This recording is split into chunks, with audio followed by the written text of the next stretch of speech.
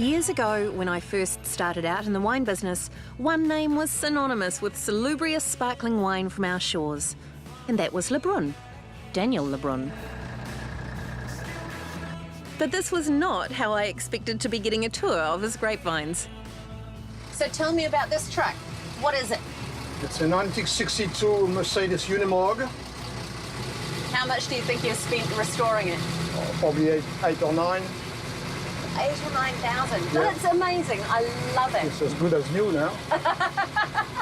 Now, you come from 12 generations of champagne makers. Well, Is that right? Or are you the 12th generation? rephrase it. 12 generations of vignerons in Champagne. My great-grandfather started making champagne, and it has been, the norm in the family ever since.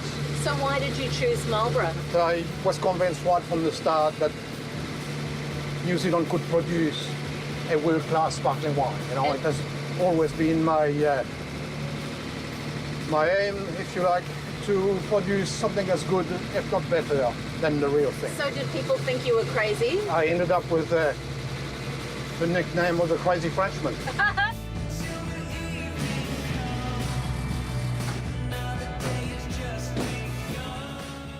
I believe one of the best matches for the #1 wines is fresh oysters. How much pressure is inside that bottle? About 6 bar. To me, it smells like lemon. Yeah, it's quite lemony, citrusy. It kind of livens up your taste buds. It kicks does. them into action. It does, firm acidity. With a bit of caviar, if you like. Caviar on the oyster? Are you serious? Yes. Okay. Oh my gosh, that's so juicy. And then the wine just cleans it all up, doesn't It it? does. To me, it's a real good match. What does this remind you of when you're drinking this wine? Vintage champagne. A great wine should be a bit like a spider, so many legs in so many different directions. So I'd like to think this is harmonious. Okay. I'm liking harmonious as opposed to spider-like, but that's okay. It's all right. The other half of the Lebrun #1 family, right from the very beginning, has been Adele. She's been running the company and doing the marketing, as well as raising a family. And so Daniel decided to make a tribute wine especially for her. The very first Adele was 23 years ago, and I thought that was the one and only. But Daniel decided that perhaps my Diamond Jubilee deserved another one. So consequently, The second version the of diamonds. Adele. Oh, it's beautiful. It smells incredible, like cashews and cream and lemon pith. So this was actually released 3.5 years ago, going on 4 years ago. And to me, it was a little bit tight, a little bit young, unlike the person it was made for. And now we're developing nicely, thank you. How did this journey begin? Daniel always bites his fingernails when he's excited. Okay.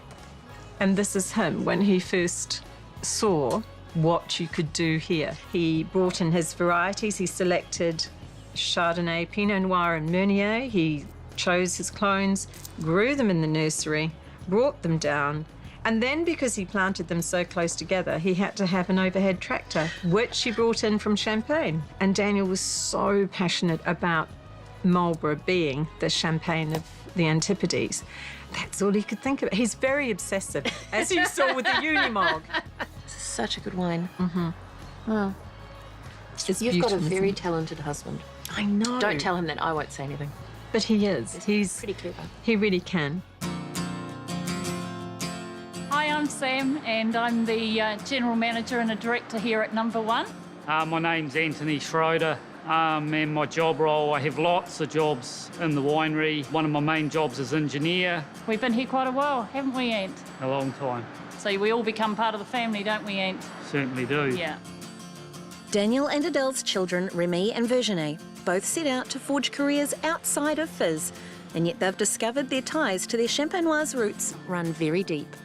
When did you kind of realise the sort of depth of history that the Lebrun family has with champagne? The first record of a Lebrun making champagne in Champagne is 1684, so it's 332 years that it's been in the family on record. That's incredible. So, no pressure, right? No. Whereabouts in Champagne is the village, the area that the family comes from? So it's about 8 minutes outside of Epernay, and it's a village called Montlon. Papa still has vines there, so a small amount of vines we do. My favourite family heirloom is the old press.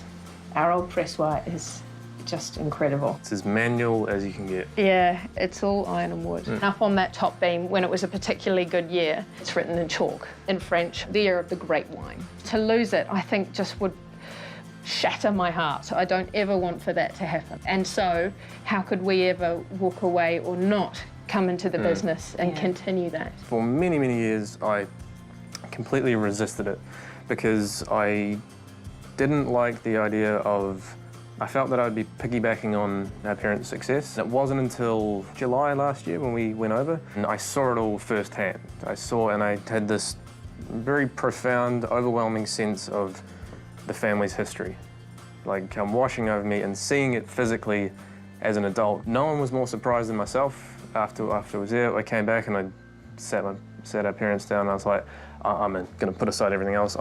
You've got me 100%. Yeah. And yeah, not a big surprise to the parents, but a big surprise to me because I didn't think I'd feel that way. And he's made a bottle of wine each for you. Yes. For significant events in your life. What is that like? So, Cuvée Virginie, 80-20, Chardonnay Pinot Noir. Oh, I love it. Yeah.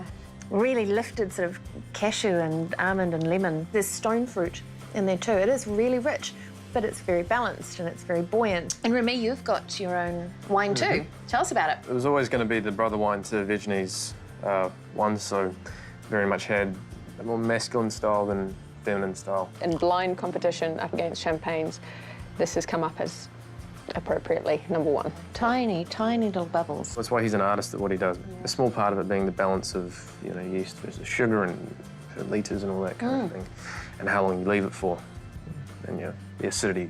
Cheers to growing up, Lebrun. These days, it's a rare thing for Daniel and Adele to have both children in the same country, let alone under the same roof. So when that happens, a feast is definitely on the cards. Is everybody ready? Yeah! Well done. Thank you, Lebrun. On a un chef sabreur. In true French tradition, dinner is a 4-course feast, with each course perfectly matched to the wine, starting with gravlax of salmon with the assemblage. A confit duck with truffle potatoes and blue cheese, cos and chestnuts for the rosé. Okay, everybody. Bon appétit. Bon appétit! Cheers. Alright, that's the most extreme looking cheese board. Going to have the Blanc de Noir here that we made for Daniel's special birthday. This was actually done in secret. So were you impressed with this wine? Surprise, yes. Certainly impressed. They did that in hiding from me.